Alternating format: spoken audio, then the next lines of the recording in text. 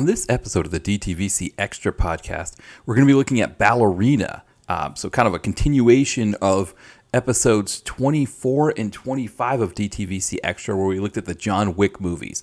So we did 1 and 2 in 24, and then 3 and 4 in 25. Those were all done in May of 2024. So you can go back in the archives and find those episodes. But I just saw Ballerina recently, figured I would kind of do like I did with the Predator movies and sort of complete that series by coming back here and doing Ballerina. Now, in the second half of this episode, I'm going to look at the upcoming, I guess, acquisition of Warner Brothers by Netflix, just because I think some of that dovetails a little bit with what we're talking about here with Ballerina. So that'll be in the second half. Usually I open with that kind of thing, but I thought, why don't we talk about Ballerina first? And then if you want to stick around and hear that other stuff, you're welcome to. But if you're coming for the Ballerina and you get the other stuff first, you might not be happy. So why don't we just do it this way? So we'll start with Ballerina. Now, I remember Ballerina came out earlier this year, and I want to say I intended to see it. I don't know how much that was true. I don't think the ad campaigns did the movie did the movie a good service at all. I was looking at it, and it just kept showing the scenes of the nightclub scene, but not really even the nightclub scene. Just Ana de Armas walking in with like the hot dress with the fur coat and everything. But they weren't really saying they weren't really giving me a good sense of like what the movie was going to be. And I could have done my due diligence, of course, and like looked it up, because I think when I saw Len Wiseman was directing it, I could have probably looked and said, oh, well, okay, if he's, let me see if Chad Stahelski's involved. Let me see if, Darren Prescott is involved as well. I probably could have looked into that stuff a little bit more myself. They kept calling it In the World of John Wick, so I just thought they were kind of spinning something off. Really, right after having seen it, this is more of a torch passing, which I think is would have been a better way to put it. I think there's another part of me too that was just tired of the whole in the world of, or a blank story, or whatever it was that was happening, right? There was Furiosa, a Mad Max story, all these kind of attempts to sort of spin things off of IP that it already existed as a way to sort of, I don't know, maybe make money. And maybe maybe the Furiosa movie was good too. It's just, it wasn't working for me in terms of like my limited budget for going out to see things. Now, the thing is, as I think I started to hear soon after from people that were seeing it like opening night, people that are kind of in our blogging, podcasting community, that were like, yeah, the movie's good. You got to go check it out. But then it was too late. The movie didn't start well. Didn't have a good opening weekend. It was kind of sandwiched in between Jurassic Park and Superman, which I did see Superman. I remember when I went to see Superman, there were people in line, both ahead and behind me, who were buying tickets to Jurassic Park, which was kind of telling me, man, Superman might be in trouble if people are going to see Jurassic Park. And I think it created like a knock-on effect where then when Fantastic Four came out, those people that hadn't seen Superman yet because they saw Jurassic Park, they then went and saw Superman, and by that point they were done watching things, and Fantastic Four ended up being the odd movie out. But I think more so, really the odd movie out was Ballerina, because just people weren't seeing it, and by the time I kind of was like, okay, maybe I will go see it, it was too late, so I didn't get a chance to see it. Now, then of course, what happened from there is it went to Starz Purgatory, because when The Running Man came out recently, which I didn't end up seeing that one either, I'm hoping to see that one soon as well too, but I was looking up who was doing the action work on it. I saw Darren Prescott, and I was like, okay, well, what are his last 4 or 5 movies? And The Ballerina was one of them. It's like, okay, well, you should have. The moment you saw that Darren Prescott was involved, you probably should have gone to see it. The other thing is, I found out after the fact that Chad Stahelski did a lot of reshoots from Len Wiseman's original version of it, but he's not really listed for those reshoots. He's not credited so much. So Chad Stahelski had a bigger part in this movie than I knew, than I understood. So again, I was thinking that they were just taking characters from John Wick and they were making another movie, but the principal people that really made the movie so great for me, like Stahelski and Prescott, weren't involved. No, they actually were more involved, so I probably should have seen it sooner. But anyway, now the movie's in Starz Purgatory, so it's kind of lost to me at this point. But recently, John from After Movie 9 PM Entertainment Podcast reached out and was like, hey, dude, I'm watching the Ballerina. I don't know if he called me dude, but he was like, hey, I'm watching the Ballerina, and this is amazing. You got to see this. And he was offering to let me use his Starz login, but when I went to log in, I saw, oh, they've got a deal right now, 12 months for $12. Why don't I just do that? I can handle $12, and I just have to remember to get rid of it next year, right? Because I think it's like $60 for a year. I can't really handle $60, but $12 I can handle. And I watched it, and it was every bit as good as he was saying, every bit as good as everybody else was saying. And I think there was this point where it's like, okay, well, now I need to kind of go back and add this episode to the other John Wicks, because this movie's worthy of being with those 4 John Wick films. And I should maybe get into that and discuss that, because I think that's kind of an important thing. By the same token, I think there is a conversation to be had about these movies not really lasting long in the theater, and why that's an issue too. When you've got all these blockbusters, you've got, a Universal picture, a Warner picture, and a Disney picture that are all fighting for screen time. I don't know if Mission Impossible is around then too. So then, you also have another one with Paramount. Lionsgate doesn't have a lot of room to exist in that kind of ecosystem. And for theaters, they're just looking for an excuse to move it out and give one of those other films more times in the theater. And so it's one of those issues right now that, like, you've really got to be a John Wick where you start off strong and just go. And you think of those 4 John Wick movies, each one of those made, I think, 3 or 4 times its budget back. And each movie had a higher budget than the one before it, and it kept making that money. But I think the problem was that I don't think this movie was marketed well. And I think we'll talk about that. Maybe we'll get into how we could potentially have marketed this better, like who you market it to, who you get to go see it, because it's not the, hot chick actioner, she's going into a club in a hot dress and shooting a bunch of guys movie that the ads made it seem, right? This is a legitimate torch passing. Ana de Armas is totally up to the task of being the next John Wick. Obviously a different character and a different mindset. I mean, John Wick's character, when we get him, he's a fully formed guy who's been doing this for a long time, and he's the best at it and nobody can beat him. That's John Wick. Ana de Armas' Ballerina character, her Eve character, she's new to this. She's just getting the hang of it. She's also technically not an assassin. She's supposed to be protecting people, so it's a little bit of a different side of that coin. But yeah, it's still, even if she's kind of new to it, whereas John Wick's character had been long established and maybe retired and was coming out of retirement, the thing is, it's like, yeah, he's handing the torch to her in a way that I think really works there. So, and there's some torch passing moments in this movie that I think are important to think about as well too. So, why don't I get into on? I don't know if do I need to do a synopsis? I'll do a quick synopsis, right? The movie starts with this young girl who she is there with her father, and she, the place is being attacked, right? It's being attacked by a whole bunch of military people, and we don't know what's going on. And so the father's played by David Castaneda, and then I think Victoria Comp plays the daughter. But anyway, these soldiers show up, they start shooting up the place, but we get a sense that the dad can take care of himself a little bit. But we find out these people are being led by Gabriel Byrne, and he starts talking about how, hey, you married my daughter, you married into this cult of us here, and you can't just leave like that.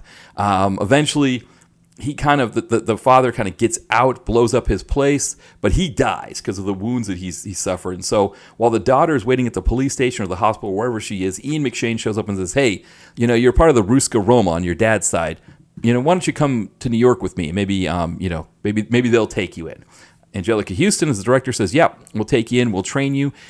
Based on this sort of what's happened to her, she kind of fights through the difficulties of the training and kind of pushes through. Becomes this person who I can't remember what they had a name for them, but the whole point is that she's supposed to be like this person who protects people. And like on her first mission in that really great sequence, which ends up being a really great scene, right? It's not just cliched, sort of hot chick going around, taking guys out. No, it's a legit action sequence in the Ice Club, which I guess when I think about it, they probably can't show how legit of an action sequence it is because it's brutal too, and you can't just show that kind of brutality in commercials, I guess. So that's not there. But I think the other thing too is that Ana de Armas' character, because she's new to it, we see that she's more resourceful than she is skilled, right? I mean, she brings a lot of skill to this as well, but she's resourceful, she's tough, she's gritty, she's getting out of these things.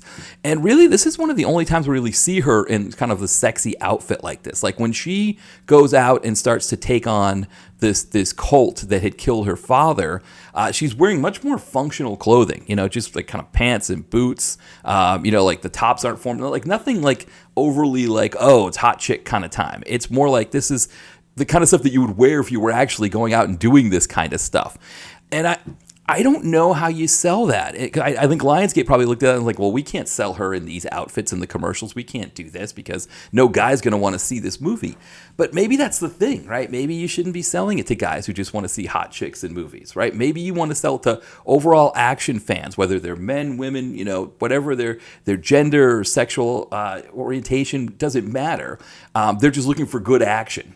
And maybe that's how they had to try to sell it. And again, I don't know how you sell a movie like that way. I don't know, when you're doing 30-second bites on, during whatever it would have been, I guess maybe during football or hockey season at that time.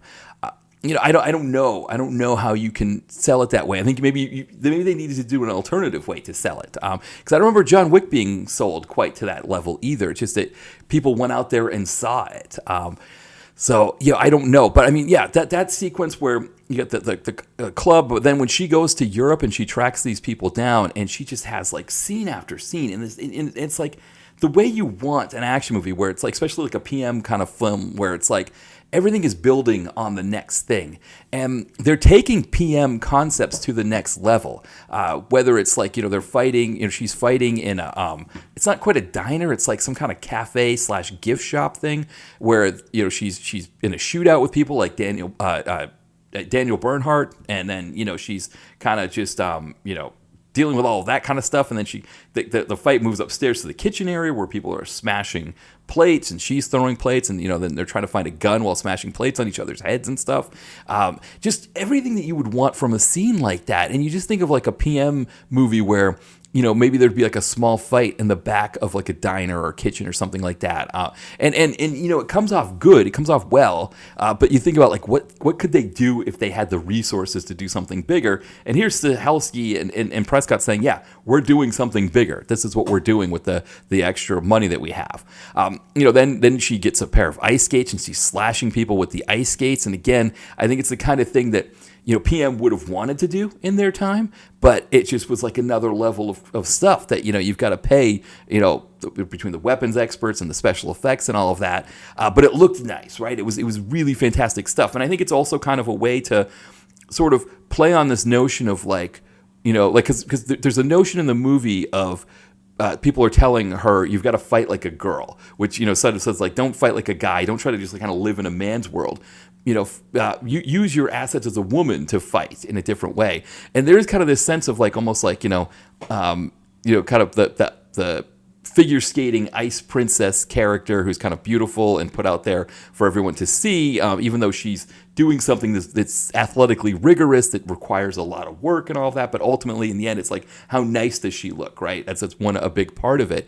And here's Ana de Armas taking the tools of that, right? The figure skating tools and slashing people with it and killing them with it, which I thought was a beautiful way to do that. And then, we get towards the end and we get like this flamethrower thing, which again, it's like, what was it? No Tomorrow, right? With Master P, where she's just lighting these guys up. And it just like, again, it's Stahelski and Prescott, who I know Prescott worked on No Tomorrow. I don't think Stahelski did. I think the only 2 PM movies he did were Rage and Recoil, but I'm not sure. And I think he may have worked with Spiro Rosados on a couple other ones. Prescott did a good amount more. I think he did like 5 or 6 PM flicks. Plus he worked with Rosados on things like The Rage.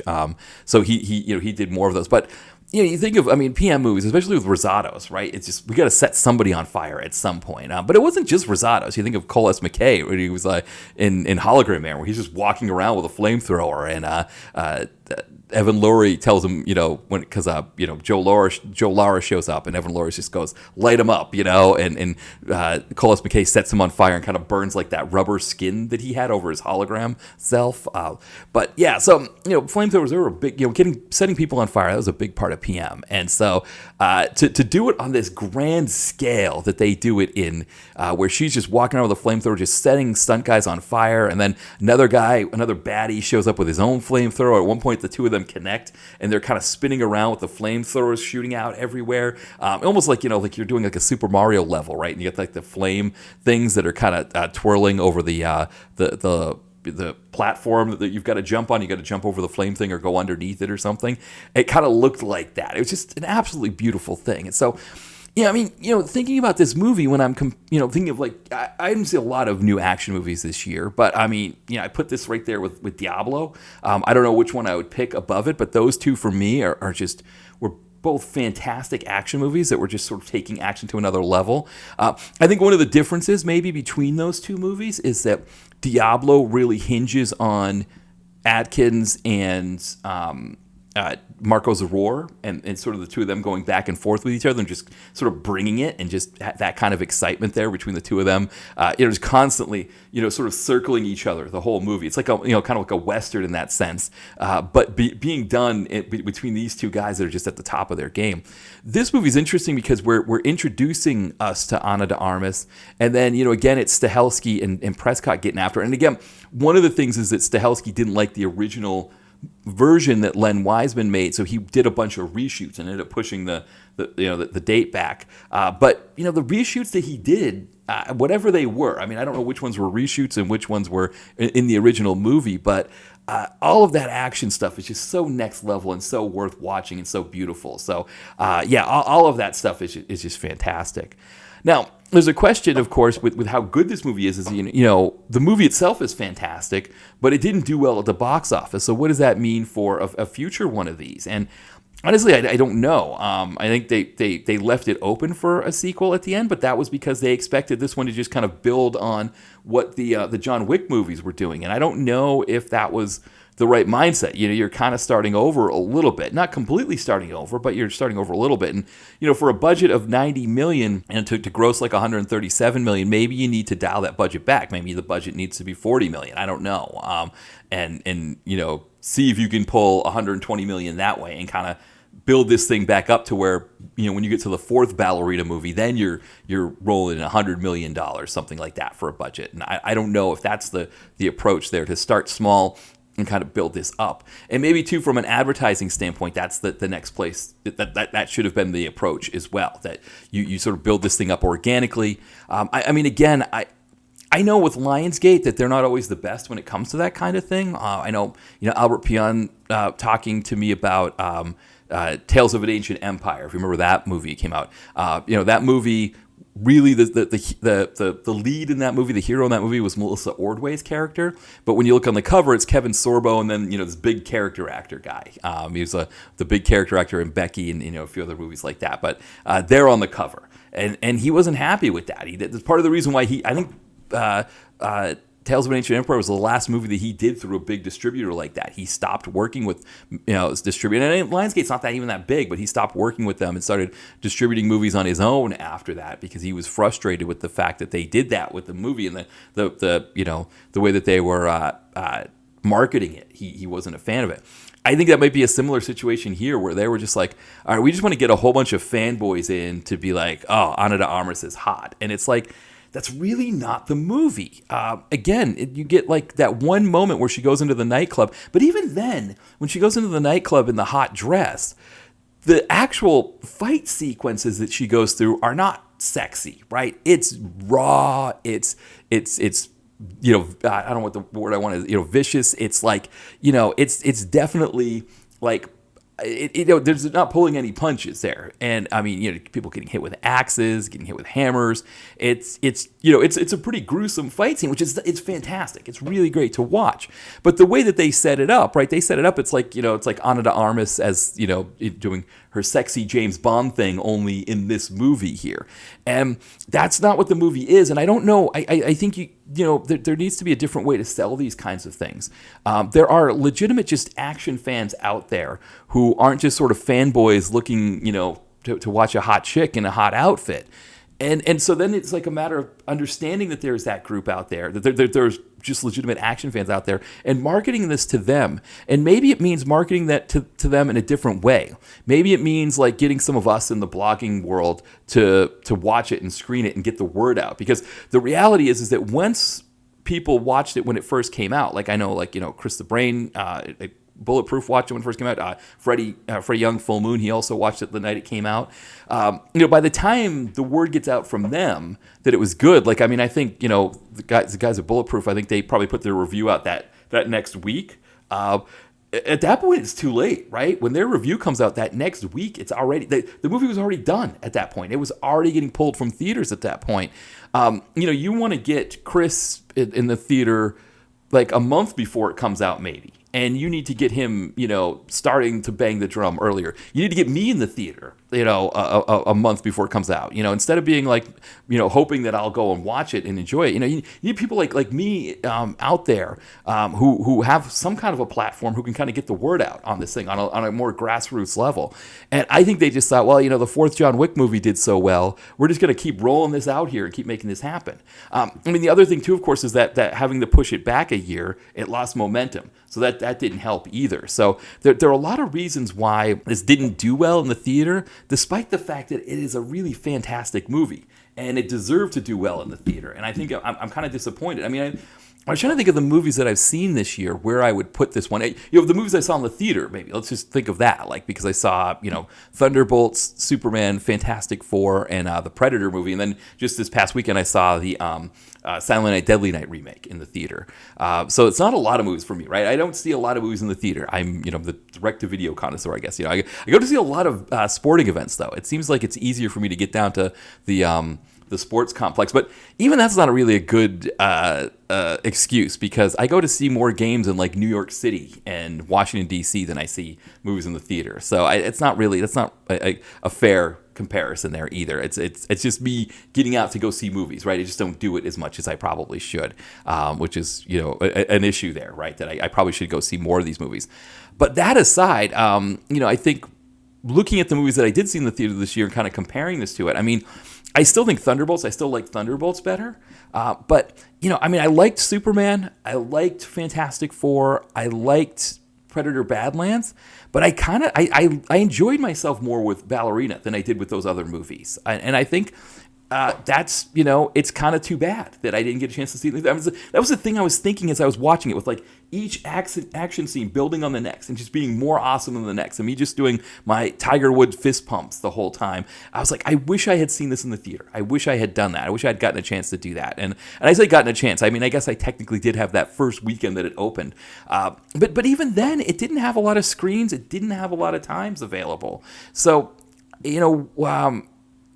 for me, who's busy and can't always get to the theater, and I don't know if Lionsgate, had a premiere, if there was like a premiere where, someone like me could see it like a month early, and it's like, oh, you go to the theater and you see it a month early, or they send me a screener, which I don't know how well that works either, because again, if you're sending me a screener for something that's going to be in the theater, I'm not getting probably the full effect of it.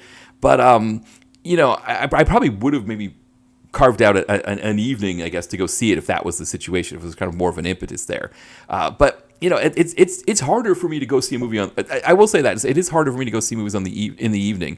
I do kind of make a special trip up to see to New York to see a game, but even that doesn't happen that often. I think I saw 4 baseball games in New York this past year, which I guess that's like the same amount of movies that I saw in the theater, right? I think maybe there's a fifth one if you count Silent Night, Deadly Night. So yeah, I probably don't have a lot of excuses. I probably need to, maybe that should be my New Year's resolution, right? Is to go see more movies in the theater, because I do kind of owe it to myself and to people who listen here. But I think just for myself, I think I would have had a really fun time with Ballerina. I would have been proselytizing more. But again, even for me, it would have been too late. If I had seen Ballerina in the theater opening weekend, because that's usually when I see it, is opening weekend.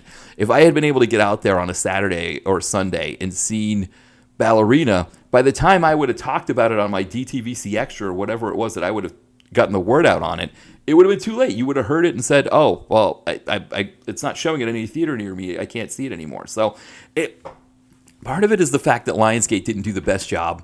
The way they marketed the movie wasn't the most accurate and wasn't the best way to do it. And so I think there's that one issue there. I think the other thing is that the ecosystem of the movie theater now, and I think we'll talk about this in a little bit. The ecosystem in the movie theater, it's hard for a Lionsgate to get a movie. Just the other day when I went to go see Silent Night, Deadly Night, it was only playing at one of the 4 or 5 theaters that are in the Philadelphia city limits. So it was playing at the theater near Temple University, which I'd never been to before. It was a nice theater. So, but it wasn't playing at the main one, the AMC in Center City, the AMC Dine-In. It wasn't playing at the University City theater, which is also kind of a bigger one. It's a Cinemark one. Neither of those had it. It wasn't playing at sort of like the indie theater, the Ritz. And I guess there's another one. It's like, the other one wouldn't have shown it. It's like the Philadelphia Performing Arts Theater or something like that in Chestnut Street. I don't think they would have shown a Silent Night, Deadly Night, so it wouldn't have shown there. So really only out of the 4 options, it was just that one had it. And if that one didn't have it, I would have to go out to Jersey. I would have to take the Patco out to Jersey. That would have been quite an adventure to go see it there. So I mean that's too bad, right? I mean I think a Silent Night, Deadly Night, being released on a small, it should get a screen. You should be getting it a screen at the one of the big theaters. But they're like, well, no, we're beholden to Disney. We're beholden. I don't know how that one was able to get it there. I don't know if it was because of the fact that there's a college nearby and they thought, okay, well, maybe some college students want to see it. I mean, truth, it was 11 a.m. matinee, and 2 of us were there in the theater. Me and another guy were in the movie theater. So it wasn't like a lot of people were there. 11 a.m. matinee, you're going to get college students in for that, right? On a Saturday morning. I know when I was a college student on a Saturday morning, like if I could get up by 1 o'clock to go hit the dining commons to get lunch on a Saturday, that was a big deal for me, I think. So, and who knows even where you're waking up on a Saturday morning when you're in college. Right? You may not be anywhere near the campus. You could have been, and especially I can't even imagine what it would have been like going to school in the heart of Philadelphia. I went to school at the University of Maine. It was the nearest city, if you call it a city, was Bangor, Maine, a population 30,000. It was kind of one of the things where I probably got more studying done because the only other thing you had to do was party. You could either party or study. There was no city, there's no nightlife, there's nothing like that on campus or nearby. So I can't imagine going to Philly. Yeah, you're not getting up at 11 a.m. to go see a matinee. So that's probably why there wasn't a lot of us there. But still, just the same, it'd be nice. I think just the fact that it was in the theater and I could go see it I thought was important to me. And I think it's important that if Stahelski and Prescott want to do a sequel to this movie, that the fact that the movie had a $90 million budget and it barely pulled in, 130, which honestly, even that to me is kind of like, that means the movie wasn't a bomb. Because honestly, I don't know how much marketing they did. They always talk about like a movie's got to make 3 times its budget back to cover the marketing costs. I don't know that this movie had that much marketing but I think probably it would have maybe need to make double its budget back. I don't know. But I hope they look at it and say, okay, just because this movie didn't do 3 or 4 times its budget the way all the John Wick movies did, feel like you built something here. And if you can just get the word out to the right people. I know for me, now having seen this one, when they put the next one out, I'm going to make sure I'm at the theater to see that one. So I'm not messing around. If it goes to the theater, right, I'm hoping it doesn't go straight to video. But if it, if it makes it to the theater, if they make another one and they put it in the theater, I'm definitely going to see it. I hope, more people listening to this and people that have checked it out will do the same. Right now, with it being on Starz, I don't know if Starz is still doing $12 for a year, but the Ballerina alone is worth the $12. It's worth, getting that. Now, I'm going to try and check out, there's some Michael J. White stuff on there and everything else that I want to check out. But, the Ballerina is that good. You can rent it on Prime for $5.99. I think that's another way to go with it, especially like holiday season. If you've got people coming over to hang out and you're looking for something to watch and you haven't seen the Ballerina yet, Especially if you've got a few people coming over. $5.99 is not much if they're going to pitch in, or if you're just going to treat them to it and watch it and see if they bring some other stuff. Maybe they bring some beer or whatever, and it all evens out. $6 is a good price for this one, at least for my mind. It was that good. I mean, again, I put it up there with Diablo as one of the best action movies of the year.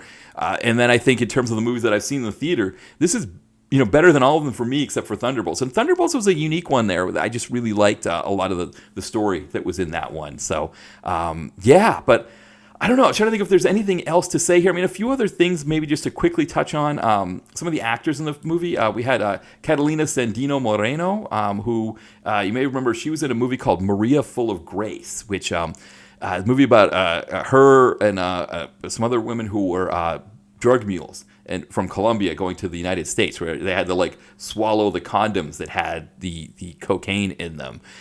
Really intense movie. It came out in 2004. I mean, she was nominated for an Oscar for her performance, and just absolutely amazing. So seeing her in this, I was like, whoa, okay. I don't think I've seen her in anything since then, which is crazy. It's been what is that, 20 years since that movie came out? But early 2000s indie stuff, that was up there as one of the best. I think it was nominated also for Best Foreign Language Picture. If you haven't seen that one, definitely check that one out. But she's really cool in the movie. She's really great, and I really enjoyed seeing her. We had Norman Reedus in the film, who he's still doing Walking Dead stuff. But I guess one of the deals with having him in the movie is that they're planning to put him in other stuff further on down the road. So I think that's kind of a cool thing too. The fact that maybe he will we'll see him in other ones. So again, if they keep moving forward and they keep doing more of these, I'm hoping that all of that works out and that we get to see him in it. David Castaneda, I want to talk about David Castaneda again because his character early in the movie, he looks kind of like John Wick. And it's almost like having him look like John Wick was another kind of figurative passing of the torch. The way that they did that. And I thought that was really kind of cool, the way that symbolism was there for me. That, he looks like he's kind of, because I think part of it is his character is supposed to be related to John Wick, right? They're all Ruska Roma, so that's why they would want him to look similar. But it also kind of had that feel, especially as his character dies at the beginning, and he essentially is like, helping his daughter survive, and then the way Winston shows up and takes her to Angelica Houston, that early on felt like this really nice symbolic passing of the torch that again, I don't know how you give those things away in an ad to say that this is what we're doing here, but I thought it worked really well. And then there's a moment, of course, where they kind of, I guess this movie's supposed to take place between movies 3 and 4, which if it does, it feels like there's a lot of stuff that happens in there. It seems like she was training for a long time after she meets John Wick when he's getting his ticket punched, right? If you remember that, he gets his ticket punched, and I think it's when he goes to see Halle Berry. But he's asking her, like, how do I get to be like you? How do I get to go out there and do this kind of stuff? And he's like, he doesn't understand her at first. He's like, the door's not locked. You can leave whenever you want. She's like, no, I don't mean leave like that. I mean get out so I can go out and do this stuff. And then, she says to him, like, well, I thought, it looks like you want to get out or something like that. And he's like, yeah, I'm working on it. So again, a little bit of some torch passing, and then at the very end when he shows up, and essentially Angelica Houston calls him in to take out Ana de Armas because she's causing too much trouble with this cult in their little town that they've got in Austria. So they send him in, and he essentially, she can't handle him, right? But she keeps trying to fight him, even though she can't. He's taking her down the whole time. And eventually, at some point, he just goes, you know what? I'll give you 20 minutes to sort this out. If you can't do it in 20 minutes, I'm taking you out. But if you can take these guys down in 20 minutes, all right, you can do it. And that kind of felt like the final torch being passed. And then, of course, we get like a literal flamethrower that's almost like another symbol of the torch being passed. And so I think with all of those moments there, and the fact that Ana de Armas is completely up to the task of doing this. I was thinking about her filmography and, some of the stuff that I'd seen her in before. I mean, obviously she was, in the James Bond movie. That's kind of, a big one there. But also, what was it? The Scott Eastwood movie that she did. It was something like something fast or something. I can't remember. It was like something Overdrive. That's what that do. Where she's essentially just sort of like the damsel in distress love interest character to Scott Eastwood. I mean, you see her in this, and she does not belong as anybody's damsel in distress love interest for, especially someone on the level of a Scott Eastwood. She is far beyond that. And so for her to come in here and just sort of hit this thing out of the park the way she does, and have the torch passed to her, and know that she can do this, I want to see more of this. I want to see more of what happens here, especially the way that they left things with the cliffhanger. And again, I just, I don't know if Stahelski and Prescott and company, if they need to dial the next one back, maybe cut the budget in half, maybe either go, 45 million, 60 million, something like that. And maybe that's the plan. That's the way to do it. And then, focus on a lot more stunts, maybe cut the runtime as well. Maybe go from, 2 hours to an hour 45, hour 35, something like that. I don't know what what the idea is to make this thing profitable, because I think that's part of the problem, is that one of the reasons why we got so many John Wick movies is because they were all profitable. They all made 3 times their budget back, and every time they added money to the budget, they made it back 3 times in the gate. And that's something that these movies have to do, especially for a Lionsgate. They don't want to keep losing money. So maybe if you dial the budget back, that means you don't have to make as much. But also maybe find better ways to advertise and sell this movie to people. I think, get more of us involved, more of, if Universal, like I remember in the past someone from Universal came to me and was like, oh, I want you to run this promo and all this stuff. And I essentially just replied to him and said, listen, a rounding error for Universal would cover my student loans. I'm not doing anything for free for you guys. So, of course I didn't hear back, whatever. But, if Lionsgate came to me and said, someone from Lionsgate came to me and said, hey, get out, can you get the word out on Ballerina 2 or whatever it's going to be called? Yeah, I'd be up for it.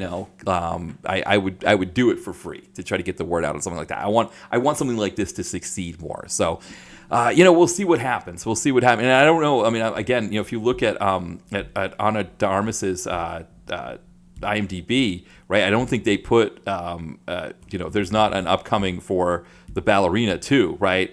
It's other stuff that's like rumored or whatever, but not that. There's no Ballerina 2 listed on there. So, hopefully, maybe they're going to take some time to reassess what happened with the fact that they had to do, 3 months worth of reshoots, that, Len Wiseman's version wasn't good. And I mean, I don't know, because, and the other thing too right now is that Stahelski got put behind on his Highlander movie because of what happened with the reshoots on Ballerina. So now he's got to pick the Highlander movie up. Does that mean that we have an even longer time before we get another Ballerina? Again, I would hope not, but I think that might be the case. And that might, 2026, 2027. The other thing is, what is the theater world going to be like at that time? Is there going to be more of a place for these kind of movies, or is there going to be less of a place?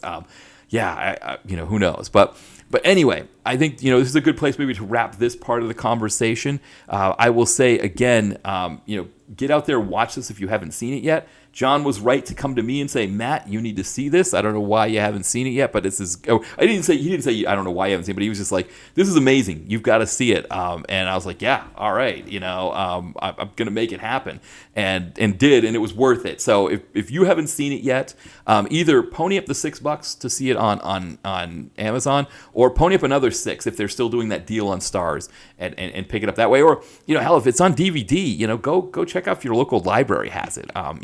Ty has been telling me about this, and I've been seeing it myself. Like, I just got my library card recently, so I'm going to start getting things out of the library. It's a good way to get movies. You're tired of paying streaming costs? They have pretty much everything. It's big. Most libraries will. I imagine Ballerina is probably at your library. You can go pick up the DVD of it and check it out from the library. So, it's probably a good way to go as well. But anyway, why don't we take a break? And when we come back, I'm going to talk a little bit about this merger here that's happening between Warner and Netflix. And kind of give my thoughts on that. Because again, I think it dovetails with this conversation as well. So you'll hear about one of my books here. And then when we come back, I'll talk about that. My newest book, Mark in Sales, is available now. It follows Mark, who, over the last 10 years, has turned himself into the best possible salesperson he can be. And in that time, he's made his family rich selling cut-rate health insurance to companies that are either looking to save a few bucks or don't know any better. The problem is, he's missed out on the lives of his wife and kids, and the employees of those companies he's sold insurance to now have to deal with higher medical bills and the loss of previously covered providers. As Mark comes to understand the reality of the product he's selling and the toll his long hours at work have taken on his relationship with his family, his company gives him the promotion he's always wanted. Can he now throw away everything he's worked so hard for to make a career change? Mark in Sales takes place in the same world as Chad in Accounting and explores what it means to be an adult in modern society, from family and career obligations to making sense of a changing world as time passes more quickly. You can get it on Amazon and Kindle, Kindle Unlimited, and in paperback. The link is in the podcast description. All right, we are back, and I thought discussing this upcoming sort of, acquisition, merger, whatever it is. I guess it's more acquisition. I felt like it kind of dovetailed a bit with what's going on with me missing out on Ballerina in the theater because, we've had this consolidation over the past however many years. I mean, we went from, what do we have? Like, is it 5 or 6 major studios now? Like, obviously Disney, and Disney acquired Fox, so that took Fox out of the running. So now it's just Disney. Warner is 2. Paramount's 3, Universal's 4, and I guess Sony, right? Sony's 5, and then you can add in things like Lionsgate, or was it Cineverse that did, Sound Like Deadly Night? But for the most part, right, those are the ones. And so then it's like, okay, well, if Netflix buys Warner, is that better or worse? Because it's not like there's still the same number of major studios out there. Whereas if Paramount buys them, Paramount, that we have one fewer now, right? If it's Paramount. Now, Paramount's argument was we need to acquire Warner so that we can be like a counter to Disney, right? With Disney acquiring Fox and sort of how that's worked out and saying like, okay, we need to be a counter. We need to be as big. And that was one of the things, if you remember, David Ellison, the son of Larry Ellison, so absolute Nepo baby. I think his qualifications to be a studio exec was he used to fly trick planes. His dad got him a trick plane when he was 13, and he started flying trick planes. So that's his qualifications to be a movie exec. And he was saying like, oh, well, if we acquire Warner, we're going to put out 30 movies a year, which I don't know where they're getting that from. What did Warner have? Paramount have like 6 movies out this past year, 7. The only one that was like a top 20 earner was Mission Impossible, and that one lost them money, right? Because unlike we're talking about the Ballerina, where I don't know if it needed to make 3 times its budget back to turn a profit. Mission Impossible definitely did, right? And we remember the ad campaigns out there for that. That was Paramount was putting everything in the Mission Impossible basket, and it didn't do so well. So even though it's a top 10 movie, now I don't know if it's going to stay a top 10 movie because you've got Wicked for Good. I don't know if Wicked for Good's going to get there. It's kind of stalled out at like 450. So it might not. I think what it was Mission Impossible was like 598, I think, something like that, not quite 600. So I don't know if Wicked for Good's going to get there. Avatar, obviously, right? We expect Avatar to at least pull in $1 billion. I don't know if it'll pull in $2 billion. I don't know how many repeat viewings you get when your movie's 3.5 hours long. And to get $2 billion, you need repeat viewings. You need people going back 2 and 3 times to see the movie. And I don't know. Who knows? Maybe it might happen, but at the very least, it's going to make more than Mission Impossible, and it's going to push it down. And I guess that would be it, right? Because I think Mission Impossible is the number 10 movie. I think Superman's the number 9. So I think if Avatar comes in, it's going to push it out, and Paramount's not going to have a top 10 earner this year out of all the movies. So I don't know what David Ellison's talking about there, but and I thought maybe that's the thing. I don't know where to start with going, because I want really obviously where I want to focus is on the Netflix portion of this, because it looks like Netflix is going to be the one who ultimately ends up with the with Warner, that it's going to work out that way despite this attempt at a hostile takeover. But I don't know. But yeah, I think obviously it is worth talking about the Paramount side of this. I guess the first thing to look at is even how we're even in this place, because Warner is one of the prestige studios in the United States. It's one that goes back to old Hollywood. It's been around forever. When you hear Warner Brothers, you think movies, right? That's the main thing. But also you think of the logo for like Looney Tunes. Was it Animaniacs, right? With the 3, what were they, cats that hung out in the water tower and did stuff there. That was a little bit young for me. I was a little bit old for that one. Though I do remember some friends my age that watched it. So I don't know. Maybe I just was too much of a dork and didn't want to see it. But anyway, when we think of Warner, that's one of those studios, and it's kind of just been passed around, right? It's been acquired by first it was Time Warner, and then then I think like AT&T was bought by Singular, and then became AT&T, and then AT&T made that purchase. But actually, was even before that was like Ted Turner, and Turner, did they buy Warner first? And then it's kind of been passed around a lot. And so this most recent situation was Zaslav, right? David Zaslav, who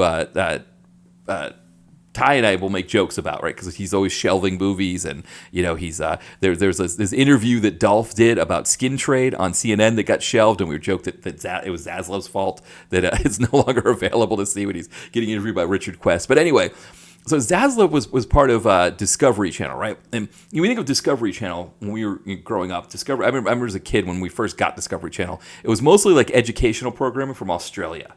But it was awesome. You get these people with Australian accents telling us about all these futuristic things. What was one of them like? It was like something 2000. I can't remember. But it was stuff like that. And then, of course, Shark Week, right? That was the thing. But you learned things from Discovery. Then, like, the Learning Channel was kind of the same thing. One of the things I remember about the Learning Channel was that beyond, like, kind of these shows that would teach you about things, I remember like they did like something called a dating story where, at the time, you had dating shows were like Blind Date, Roger Lodge, and people acting obnoxious going onto these dates and then Roger Lodge commenting on it. This was like a nicer thing where you actually had like these people going on a date. Like they weren't people trying to be actors. Like they were legitimately trying to go on a date and they were like nervous, with each other or meeting each other and stuff like that. It was like a very nice version of Blind Date, but it was the version you would expect on the Learning Channel. And then, just like all the other channels, I mean, Bravo, we think of Bravo back in the 90s when it first came out, it was showing like independent movies and independent TV shows like Twin Peaks and Max Headroom. I mean, can you imagine Max Headroom? Or I mean, what was it? Gerard Depardieu, Jean de Florette, I think, or 400 Blows I saw on Bravo. Can you imagine any of that stuff being on Bravo now? No, it's just trashy reality TV, right? That's what that's what they traffic in. That's what their focus is. And these other channels, Discovery, TLC, History Channel, all of them, they all fell in line, kind of did the same thing. And TLC in particular, they had this approach where they were, platforming really kind of controversial things that were kind of on the borderline of like, should we even be showing these things? But America was fascinated with them. I mean, you had like these fundamentalist Christians who had a bunch of kids, and should they be essentially washing this, TV watch. I don't know what the right term is, but should they be platforming this kind of stuff? And eventually they'd be like, well, pull it back. But when they did, people were just like, no, why are we platforming these people at all? They're homophobic, they're racist, they're all these horrible things. They treat their kids horribly, and you, TLC, are making billions of dollars off of this family that's doing this. There's also there's a polygamous family out in Utah, the Sister Wives show. I mean, as far best as anybody could tell, the guy is just a kind of a cheeseball hack, that's just not really nice to his family and his kids. And again, he was getting platformed and everybody was watching him like, oh, we got to watch Sister Wives. We got to watch this, And I'll be frank, my wife and I were watching a show called Seeking Sister Wife that was on there. And we always got a kick out of that. But then it's like, should I be watching this? Like, there's stuff going on here that's maybe not great. These aren't healthy situations. And these people, while they're getting paid and they get some kind of a platform, they aren't getting money to the extent that like TLC is getting off of them, or Discovery or whatever. So that's what kind of funds them, where they've got a good amount of money here. They've got a lot of money by sort of platforming these people that probably shouldn't have been platformed, but America was fascinated with them. They were watching them in droves, and they were pulling in billions of dollars. At the same time, when it came close to this acquisition of Warner, and with it, channels like CNN, TNT, the entire DC catalog, all of that stuff, HBO, of course, as well. When they were coming to make that acquisition, they had to take out a loan, I think, of like $48 billion to be able to cover it.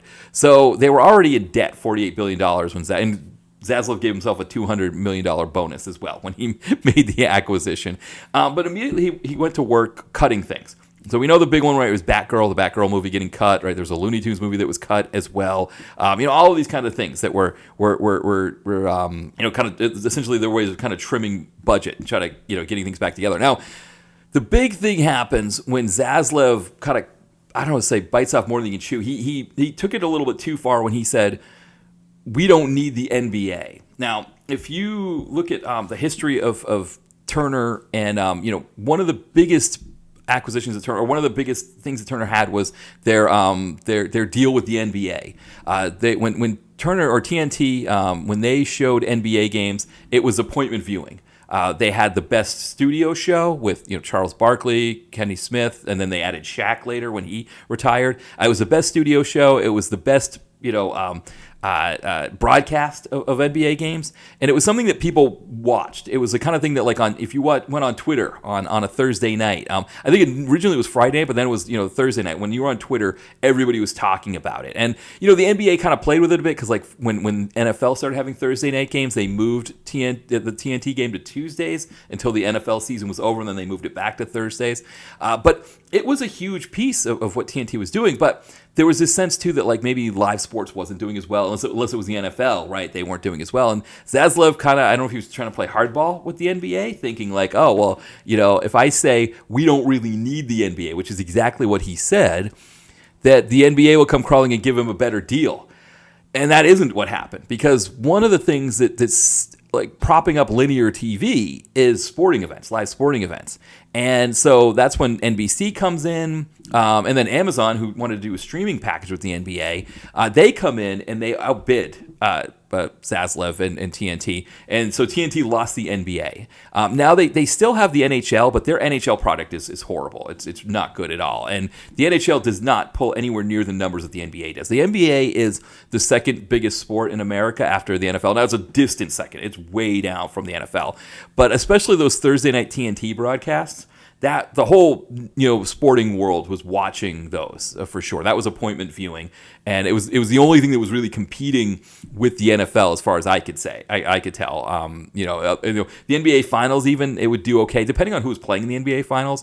But for the most part, yeah, that was their kind of the jewel in their sporting products that they had, and they lost it. It was gone. And I think once that happened, Zaslav knew, like, we got to get out of here. We got to spin this Warner thing off. We came in. We had our loan. We tried to trim the fat a little bit, but it's kind of like private equity, right? You come in, you buy something with a massive loan, you extract whatever value you can get out of it, like kind of like going into a house and stripping the copper wires, and then you dump it off on. So usually what you really do is you file bankruptcy, and so that suddenly chains that we know, like Toys R Us, just disappear. Jo-Ann Fabric just disappear. Tens of thousands of employees lose their job. In this case, Zaslav had something else, right? He knew he could spin HBO Max and Warner and all of that stuff. He could spin it off for double what the loan was that he was paying. It was just a matter of whether Netflix or Paramount was the one who came in with the best number. So that's what kind of leads us to this point here where Warner is, or where Zaslav's selling off the Warner Brothers after having just acquired it more, recently. This is a huge number for him. I mean, I think the bonus that he's going to get for this is probably going to make him a billionaire, which is something I think he wants. So that's the key. And, it's a question of whether it's a better deal if it's the Paramount deal or the Netflix deal. I think the key is that the Netflix deal, and I was talking with Freddie about this when he was on the podcast, which that episode is going to be out the week of Christmas week, where we talk about Silent Night, Deadly Night, and Santa's Sleigh, but we also kind of get into a conversation about this as well. And I think the thing is that even though Paramount's offering a higher number directly to the shareholders, in ultimately getting on with Netflix is going to ultimately, I think, be more money for them. They're going to make more if Netflix is the one who purchases it, because Netflix has a much better strategy for making money. And so, I saw a podcast recently that was talking about these two things, talking about Netflix versus Paramount. It was, Pablo Torre finds out, and Michael Schur, who's a showrunner, did shows like most recently is Hacks, the show he did, but also Parks and Rec. He's a screenwriter of Parks and Rec. He was talking about kind of how this was breaking down here with these situations. He talked about like Netflix's power to be able to like create buzz around things or use their algorithm to essentially target people in ways that the other stations can't do, or the other studios can't do. And one example he gave was Suits, which, you think about when Suits had that resurgence on Netflix, it's sold to us, right? It's the way it's depicted in the media is, oh, wow, look at this resurgence of Suits on Netflix. It's great. All these people have found the show and they really like it. Almost like a bunch of kids are sort of like finding it the way that, me as a kid found, whatever shows, some old show that was on, like Mannix, like me finding, or Rockford. That's probably a better example. I remember my friends and I found the Rockford Files, and we all loved it, and we all were, going home, going back to school the next day and talking about the episode that was on when we got home from school. It's like making it sound like it's that, but only on a bigger scale. And that's really not what happened, right? It's Netflix using its algorithm to target the right people at the right time who would go for Suits and build it from there. And I think, if you're a Warner shareholder, even if David Ellison's giving you a bigger number right now, really you're going to make more down the road with Netflix's, their ability to kind of move and pivot and like kind of work in this modern ecosystem. You're going to make more money that now whether we as a consumer are going to make out okay if Netflix buys it, I don't know, probably not. But I think if I was a Warner shareholder, I would much rather Zaslav take the deal with Netflix, because I think I might not make enough. I might not make more right now, but like down the road, I think, I don't know. But, we'll see. But anyway, I was trying to think, so the Paramount piece of this, I think that's maybe before we get into the Netflix piece, I think there's three important pieces of the Paramount piece. I think the first is what Paramount said about how they're going to put out 30 movies a year. And again, this idea that they're sort of positing themselves as this counter to Disney, that by acquiring Warner, they would have the brands and the kind of the might to be able to create kind of like instead of a unipolar world that we have now, maybe like a bipolar world where now Paramount Warner can push back on Disney, who's going to try to flood the movies with flood the theaters with their movies. Now they can put a DC property along the same time as like a Star Trek or a Mission Impossible or whatever that they're going to put in at the same. They can kind of work together with those two properties. Again, I just don't see that. I don't know that I see that happening with Paramount. I don't trust them to put out 30 movies like they said. I don't trust them to put out 10 movies with these two properties. And so I think, I don't necessarily see that happening there either. But I think that's what they're trying to sell everybody on, is that's what they're going to do. The other thing is that where the money's coming from. Now, I'd heard, I think that Kushner may have dropped out. Kushner's equity firm may have dropped out, but it's still Saudi sovereign wealth fund money there. And I think that is definitely a concern, even though it's a cash bid that they're going to make to the shareholders when they're trying to make this hostile takeover or hostile purchase here. The fact that we're thinking about that, I think it's kind of a scary thing just to even just think about more Saudi money being involved in the United States. But it also, a market like Hollywood or entertainment that's already conservative enough. To make it even more conservative, I think it's just a scary idea. And so I would be nervous about that happening.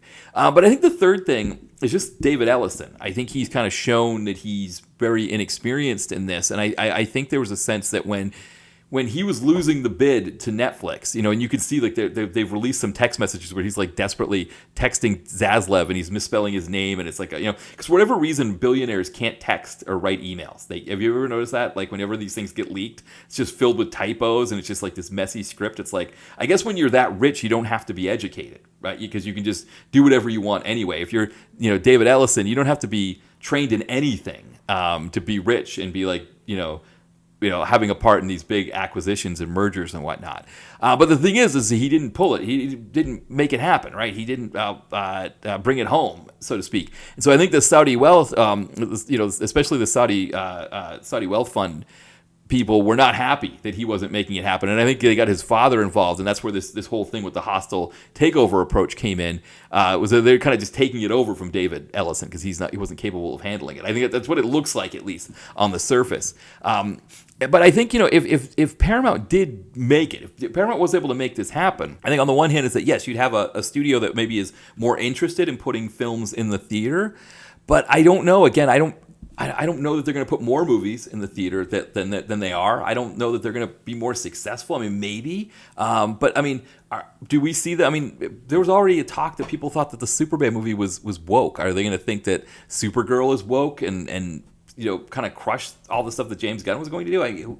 I don't know. So, yeah, I guess between the two, right, with the lesser of two evils, maybe, Paramount would be the greater of those two evils. Maybe Netflix is the lesser. I don't know. But I mean, again, from a consumer standpoint, it's bad, right? Whether it's one or the other. And yeah, Paramount wouldn't help us at all. It would be a bad thing for us, I think, in terms of the entertainment that we want to see. It was bad enough with Zaslav running HBO and running Warner Brothers. It was already bad enough there. I think it would just get worse if that happens. So I guess that brings us to the Netflix piece of this. And I think also, too, to where, something like the Ballerina not making it into the theater, and whether a Netflix buying Warner helps with that or hurts it. Because one of the things, as this was being announced that Netflix was going to acquire Warner Brothers, there was a town hall or an interview that the CEO of Netflix did where he essentially said the model is outdated, that people don't want to go to the theater anymore. And this model that the studios are using where they're pushing things to the theater first, he said like the 45-day window is outdated, meaning that movies have to be in the theater for 45 days before you start moving them to digital and home media, physical media at home, and that kind of thing. And I think this kind of gets back to Netflix's original model, where Netflix first came from. Now, if you worked in any kind of field that has to do with technology or anything like that, you've probably been given the Blockbuster example, right? When the company's going to change something, when they're going to do some big thing, but now probably AI, right? You've probably been in the room where your higher ups have said, hey, we're going to make a big push, a big change to AI. And, they know that their employees are nervous about this move to AI. So what do? They bring up the Blockbuster example. Look at Blockbuster. They were just, they had their brick and mortar locations and people went there and rented and stuff, and all this stuff. And then Netflix comes around and they didn't pivot in time, right? They didn't pivot and look what happened to them. And that's why you want to always be out in front of these things like AI, because you don't want to be left behind like Blockbuster. Now, of course, everybody who's listening to this, especially if you're around the same age as me, you know why Blockbuster failed. Blockbuster failed because they ran all the mom and pops out of business and created an antagonistic relationship with their customers. I mean, that was part of their business model, was to be antagonistic towards their customers. Their mindset was, we've got the deals with all the major studios to get as many copies of the movie as possible, and we're located, in the strip mall near the grocery store and the fast food place, so it's easy for mom or dad to go and pick up movies and bring them back, or, bring the kid with you to because that's what ends up happening right towards the end, is that we get this after Blockbuster's been done for a couple of years, we get sort of this resurgence of nostalgia from millennials who are younger, right, and don't really remember what the mom and pops were like. So their nostalgia is for this cold industrial corporate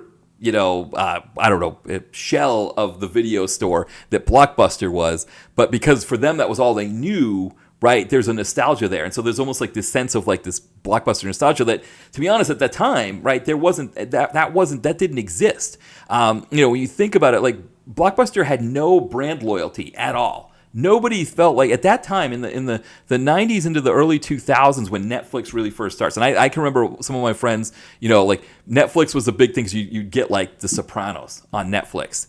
And it was perfect for binging, because if you rented The Sopranos at Blockbuster, you wouldn't get it back in time, right? You'd have late fees, or you'd have to keep renewing it or something. Whereas with Netflix, it's like you could rent a season of The Sopranos and watch it at your leisure, and then just bring it back when you wanted to. And I remember a lot of people doing that, and that's kind of what led to Netflix kind of starting to kind of outpace Blockbuster. But the other thing was that people had no brand loyalty to Blockbuster. It wasn't like the mom and pop places where people did have a loyalty to them, but what happened was it was like, man, I really want to rent Titanic or whatever, and the mom and pop doesn't have it, so you got to go to Blockbuster. Or I think the bigger one was, as the 90s were going on and you had more two-income parent households where they just didn't have a lot of time for stuff, working later hours, having Blockbuster be strategically located in strip malls, near the grocery store, near the fast food place, on these big, long stroads that were really starting to be established in the 90s into the 2000s, it was like much easier for a parent to just go, run to the grocery store, hop over at Blockbuster, hit McDonald's, and then come home, and you've got everything, right? And the mom and pop would usually be in a strip mall that would either be out of the way a little bit, or maybe in a more of a town center area that wouldn't be on the way to anything. And so that was part of how Blockbuster, kind of takes over. But then when Netflix comes along, it's like, oh, this is even easier than Blockbuster, right? I just put the movie in the mailbox and it gets picked up. But if you remember, right, Blockbuster tried to do their own Netflix. They did try to pivot. This myth that Blockbuster didn't pivot. No, they tried to pivot. They tried to do their own Netflix, but because they had such an antagonistic relationship with their customers, nobody was receptive to it. They were like, why would I switch from Netflix to go back to Blockbuster when I'm doing everything's fine with Netflix? There's no point in it. I'm done with Blockbuster. I don't need to go back to them for anything. They weren't good to be. They were nasty when it came to late fees. The customer service was horrible. Well, I don't have to worry about that with Netflix because I don't need any customer service with them. So that's kind of what happens there. But I think we look at it now as like, oh, Netflix swooped in and took care of Blockbuster. Michael Schur, when he was on that podcast I was watching, the Pablo Torre Finds Out, he talked about the fact that Netflix didn't even really care about Blockbuster. They weren't even looking at Blockbuster. They were looking to take over from television studios, from movie studios. They wanted what he said was, instead of kids saying, I'm going to go home and see what's on TV, they wanted kids to say, I want to go home and see what's on Netflix. And so the market, everybody was wrong on Netflix at that time because they were looking at Netflix's earning and saying like, oh, this is bad for Blockbuster. No, it wasn't bad for Blockbuster. It was bad for the studios. It was bad for the theater industry. And one of the things is that the movie theater industry has a similar antagonistic relationship with its customers as part of its business model. Now, some of that has to do with the fact that the movie theaters themselves are getting squeezed by the studios, who, again, they've consolidated down to 4 or 5 studios so they can force the theaters, they can charge the theaters more money to play their movies, which means they need to, on the other end, squeeze us more, right, by charging more for tickets, charging more for concessions and all of that. But it's still an antagonistic relationship, right? They make going to the movies as onerous as possible, and then still expect you to go. And so when Netflix turns around and says, yeah, that's great. It's great to see a movie on the big screen, but hey, what if you didn't have to deal with any of that and you just watched it at home here? Maybe you'd want to do that, and then people started thinking about like, well, yeah, how much do I want to put up with what I'm dealing with at the movie theater? How much do I want to deal with that when I could watch it at home? Now, what was interesting is that then all of the other studios decided to create their own streaming service instead of giving their product to Netflix. If you remember early on when Netflix first started streaming, all of them, like think of Disney, right? Disney had, Marvel TV shows that were airing on Netflix. It was their sort of test to see if they could do R-rated TV shows. And some of the best stuff that the Marvel MCU has done, right, is those Netflix shows, the Daredevil show, Jessica Jones, Luke Cage, Punisher. That stuff that's some of the best stuff that they've done. But then, when Disney Plus comes out, they pulled all those shows. And they ended up putting them back on Disney Plus. But what's interesting about how Netflix did it, it was kind of an ingenious thing. They made this whole thing look really easy. They oh yeah, streaming is the way to go. Streaming is the future. Look at what we're doing with all of your shows, with all of your content. And Disney's like, well, yeah, why would we want a Netflix show when we can have our own shows on Disney Plus? And it worked out initially, right? They had WandaVision, they had Mandalorian, but eventually they just started pumping out more content, and it ended up not only cannibalizing their theater market, their big screen market, but it also cannibalized their own TV shows because they were just pumping out too much stuff. They didn't have the ability to make a Suits popular the way Netflix did. They couldn't do it the way Netflix could. So the other thing is that, right, HBO Max, I think, is still a popular one in the sense that, it was putting out really good quality programming, and so you'd have that access. Plus, you could go back and be like, oh, I'm going to watch The Sopranos, or I'm going to binge, The Wire or something like that. And I think that's why HBO Max is still, a solid one. And I think from Netflix's standpoint, they that was the one thing they couldn't do, right? They could do Disney stuff, right? They'd shown that they could do the Marvel movies, and they could do them really successfully. And now Marvel's doing the Marvel TV shows. And, outside of like WandaVision and a couple others, they haven't really been able to touch what Netflix has been able to do. They've shown that like they can, they had Star Trek stuff on Paramount, and it was more successful on Netflix than it was on Paramount, right, when they had their Star Trek stuff. So they've shown those other studios that they can do better than them, that they're better at this than them. But the one thing they couldn't do is prestige TV. They much as they tried, they've never, Orange is the New Black, right? That might be the closest, but they've never had a Sopranos. Sopranos. Breaking Bad, they show Breaking Bad on Netflix. It's one of the few shows they show without commercials, and we have the commercial package. So this is kind of the one thing that they wanted. But the question is, now that they've got Warner Brothers, are we going to have a situation where, like, for example, Supergirl, is that only going to be in the theater for 2 weeks and then it gets put directly on Netflix? Is it going to be like what happened with Wonder Woman, the 1984 one, where it's going to be during COVID, where it's going to be on Netflix and the theater at the same time? Is that a possibility? People don't really know what this is going to look like. But one thing we do know is that Netflix's business model has always been to look at situations where the existing market is antagonistic to its customer base, and they've kind of come in with an alternative. And it's not that people are picking the alternative because they don't want what the market is offering. It's because they don't like that antagonistic relationship. So just like people, and actually, one of the things I didn't realize was that when Netflix first came out, one of the things Blockbuster did was they had a focus group. And in the focus group, people said, oh, no, we prefer going to the video store. We like going to look around. We like kind of interacting with people. And what they were saying in the focus group is they were telling Blockbuster, we don't like your model of how you do this. We want you to fix this. And they didn't listen to that. They thought, oh, we're safe. We don't have to worry. But no, what they weren't safe because their model was not what people in the focus group were telling them they wanted, and they didn't really understand that. They didn't understand how bad, because maybe they had forgotten what the mom and pops were like. Maybe they didn't really know. I don't know. And I think the same thing is happening now, where Netflix is saying, yes, people don't want to go to the movie theater anymore. It's too much of it's too difficult to bother with it. And I will say, I live in the city. It's funny. Somebody was saying like, I think one of the things he said was people don't have movie theaters within walking distance of them, like they do like in Manhattan or something like that. The truth is, here in Philadelphia, I don't have a movie theater within walking distance. The nearest one is 2 miles away, which I've walked that before just to get exercise. So, I mean, technically it's within walking distance, but it's really not. It's like probably about a 10-15 minute subway ride away, depending on how frequently SEPTA is running the trains. Whereas the sports complex is walking distance for me. It's like a 20-minute walk for me to get to the sports complex. Now, I don't do it in the winter for hockey games and basketball games because it's too cold. But during the summer, I do walk to baseball games and back. So it is kind of funny that, like, I have pro sports closer to me than I do movie theaters and access to seeing, And the other thing is that the movie theater in South Philly, they closed it. I think they're thinking about maybe reopening it. So even that makes it even worse for me that, like, I've got to, hop on the subway if I want to see a movie. But at least I can do it on the subway, right? I don't have to drive to go see a film. But I don't think it's even just the driving and having to park. I mean, that's a mess too. When I was growing up, the movie theaters that we had, they were in strip malls that were like, for example, the one movie theater that we really liked, the Cinema 8, it was near one of two malls. It was kind of near the older of two malls. And it was off by itself. It was just kind of off in its own corner. So the parking was easy. You'd show up. I don't remember ever having trouble with parking there. Even when there was big movies that were big deals, you'd just drive in. The strip malls themselves in those areas, there weren't a lot there.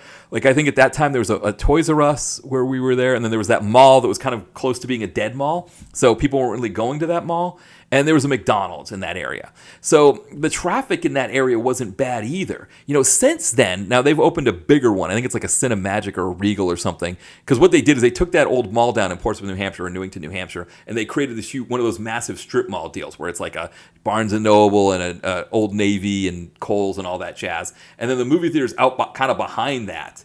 And there's that area of Newington, Portsmouth, New Hampshire, they've just stacked it up with so much stuff now that it is harder to get there. It's harder to park. It is more of a mess to go see a movie there. And I can understand why people wouldn't want to do it.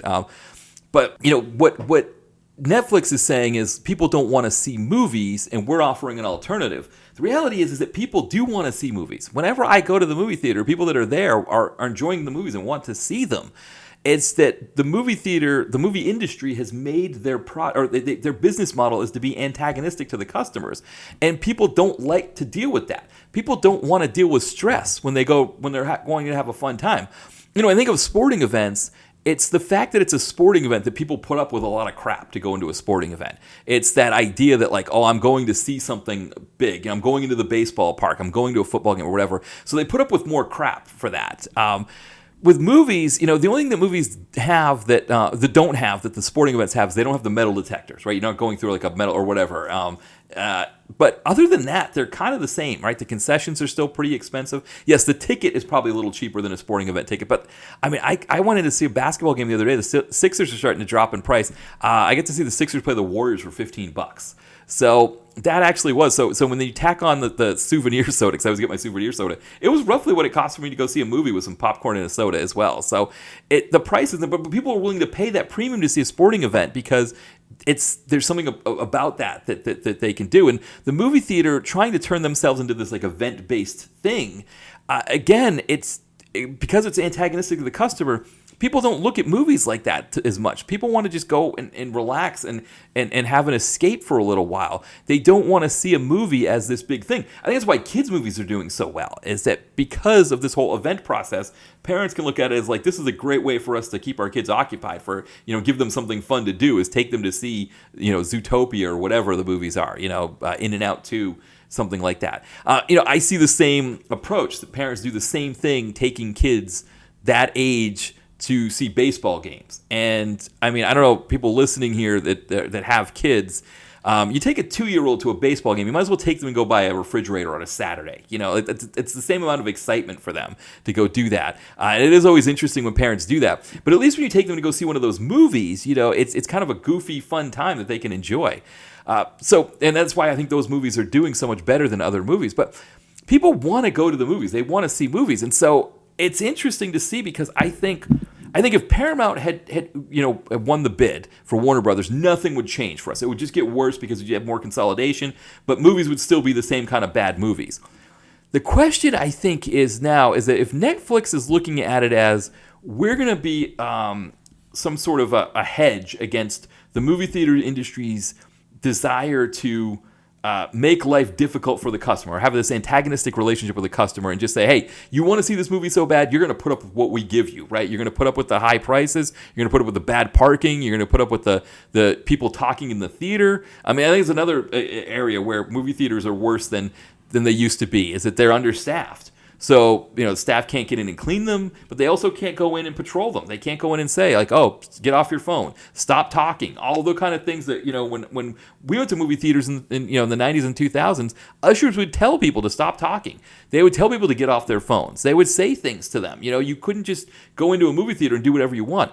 Now, movie theaters, because they're underpriced, they're understaffed. Again, these theaters are trying to make as much money as possible, so they're cutting the head count at those places, and so the movie theater experience is worse for people now.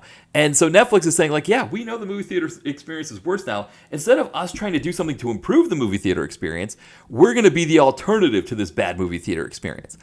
And what I'm hoping is, my hope is that this is going to be our gain from a movie fan standpoint, in the sense that if there are fewer Warner movies in the theater, or if they're spending less time in the theater, if that's Netflix's goal. So like if this Supergirl movie, when it comes out next year, or the Mortal Kombat movie or whatever, if Netflix is the one who gets this deal and the Mortal Kombat movie doesn't last in the theater as long, or Supergirl isn't in the theater as long, or if at the same time they're in the theater, they're on Netflix or they're on HBO Max or whatever, and people can watch them either way. If that happens, does that mean that maybe Lionsgate can get more theaters? If Netflix is taking, not putting as many movies in theaters, can Lionsgate get more? Can Cineverse get more theaters? Can all these indie distributors, can they get more screens at a theater?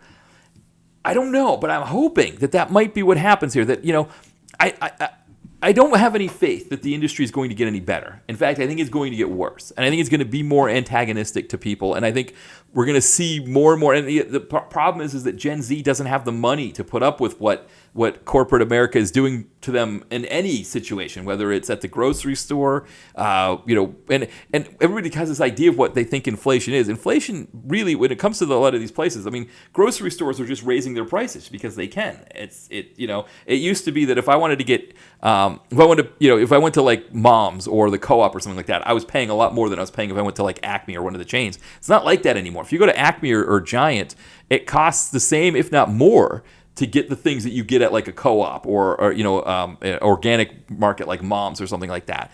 So, Gen Z doesn't really have the kind of money to spend on this kind of stuff. And we're going to have I think we're going to have generations of kids that just don't bother going to the theater. When Gen Z goes to the theater, it's a lot of times they're going with their Gen X parents who are watching movies from the 80s. When going to the movie theater was a much more fun experience. It was a nicer experience then. You had more indie theaters then. You had more people that were interested in making sure you had a good time at the theater. They cared more about that kind of thing. It wasn't always perfect. There were people who talked at the theater when you went back then. You could potentially step in gum or soda on the floor because it didn't get cleaned up. But I mean, I don't remember ever going to a movie theater that was understaffed when I was growing up. They always had people working, whether it was kids that worked there or adults. Now when I go to the movie theaters, I went and saw Thunderbolts over the summer, and the movie theater, the night shift was so understaffed they couldn't clean the theater. So then the morning staff was like rushing to get it clean in time for my 9:30 matinee. This is a whole environment that Netflix is walking into if they buy Warner, that they're going to be continuing to profit off of. They're profiting off of the fact that the movie industry has an antagonistic relationship with its customers. And I don't know. I will see what happens here. But we might have a situation where every year the top 10 movies of the year are either movies that came out in China or kids movies, right? It might just get progressively worse like that it's just all kids movies and movies made in China. And that Netflix is just going to keep, profiting off of this and keep making more money off of this. And, in other places too, like Prime, is another example of one that would, that profits off of this system. I don't know. So I guess what I'm saying is that, if Netflix buys Warner, if they're the ones, if they are able to be successful here, make this deal the way that they want to, the only one silver lining that I see is maybe we get more indie theaters in the main theaters, that we get more showings, that maybe, the new Jason Statham movie that comes out this year gets more showings than the last one where it only was like 10 p.m., which I can't go to a movie at 10 p.m. here in Philadelphia because the subway runs until 12:30, and I'm not riding the subway here in Philadelphia at midnight. I don't, if you ever been, I did take the night bus one time at 3 a.m, and the night owl that kind of replaces the subway. Man, yeah, that's an experience. I don't know if I'd say it's one you should always take, but what I'm saying is when a working man is only showing at 10 p.m., right? I can't go see that. Well, maybe if Netflix is pulling, if there's fewer Warner properties that are going to the theater, maybe the theaters look at us like, well, we need to fill stuff here. We can't just have, the Disney movies taking up all the screens. Yeah, let's give Working Man a few more screens, or whatever the new one is that he's got coming out. Shelter, right? Let's give Shelter a few more screens. If a new Ballerina movie comes out, let's give it a few more screens. Let's also let it last a little bit longer. Hey, we need, let's see if this thing will go. We'll give it another week to see how it does. Maybe that's what happens here, but I don't know. I think ultimately whenever we get consolidation like this, it's us, the consumer, who loses. And I think that's ultimately what's going to happen here, but I don't know. I guess we'll see. But I feel like Netflix might be better than Zaslav. I'm hoping something like Somebody Somewhere, one of my favorite shows ever. Zaslav, I was surprised he let it go a third season. Because, Zaslav was, again, he was like trimming things. And Somebody Somewhere, that's something that, he wouldn't want to deal with.